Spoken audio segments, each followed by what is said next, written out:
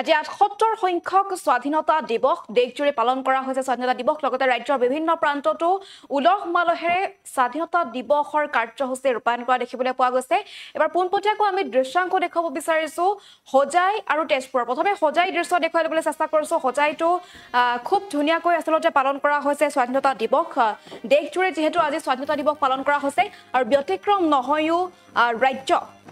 আৰু হোজাইৰ কিছু দৃশ্য আমি দেখাবলৈ চেষ্টা কৰিছো সমগ্ৰ দেশৰ সৈতে সংগতি ৰাখি হোজাইটো অনুষ্ঠিত হৈছে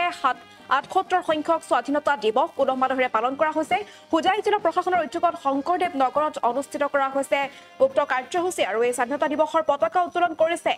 অসম চৰকাৰৰ মন্ত্ৰী কেশৱ মহন্তই পতাকা উত্তোলন কৰাৰ সেই দৃশ্য আমাৰ হাতত আছে আমি দৃশ্য দেখুৱাই আছো মুহূৰ্তত আৰু উক্ত অনুষ্ঠানত মন্ত্ৰীগৰাকীয়ে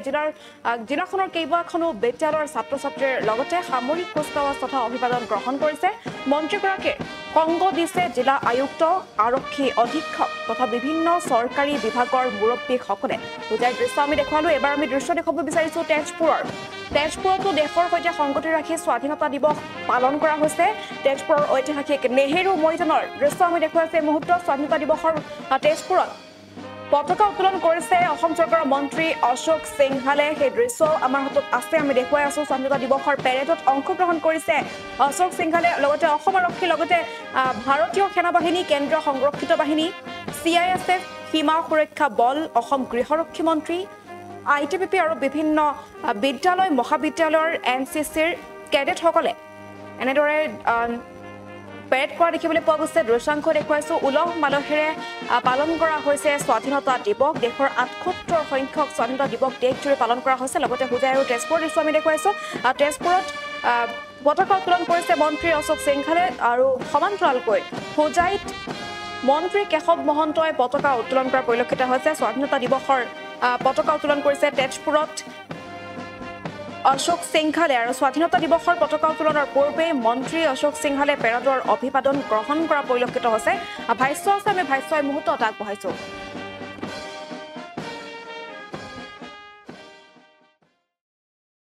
৭৮তম স্বাধীনতা দিৱসৰ এই পবিত্ৰ ক্ষণত মই শোণিতপুৰ জিলাৰ ৰাইজৰ লগতে আমাৰ ৰাজ্যবাসী আৰু দেশবাসীলৈ আন্তৰিক শুভেচ্ছা আৰু অভিনন্দন জনাইছো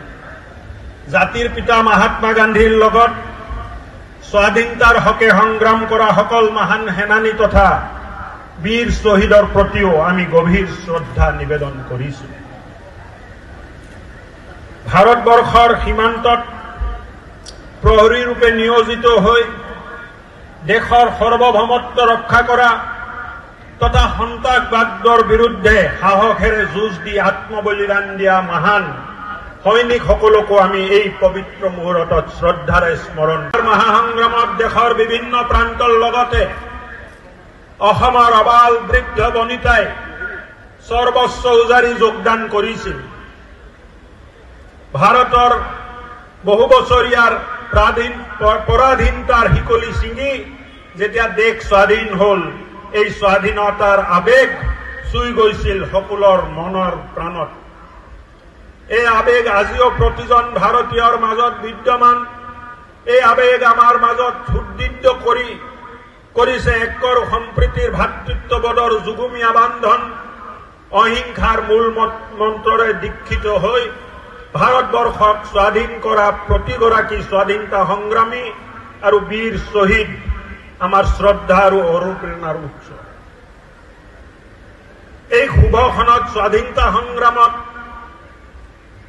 অহোপুৰুষাস্ত কৰা ৰাজ্যখনৰ সৰ্বস্তৰৰ ৰাজ্যৰ লগত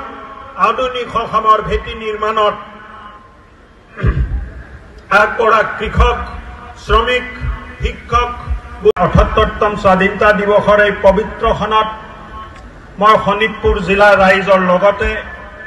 আমাৰ ৰাজ্যবাসী আৰু দেশবাসীলৈ আন্তৰিক শুভেচ্ছা আৰু অভিনন্দন জনাইছো জাতিৰ যিকোনো খবৰৰ বাবে যোগাযোগ কৰক 7099017330 আৰু 7099017110 নম্বৰত যিকোনো খবৰৰ বাবে যোগাযোগ কৰক 7099017330 আৰু 7099017110 নম্বৰত যিকোনো খবৰৰ বাবে যোগাযোগ কৰক 7099017330 আৰু 7099017110 নম্বৰত।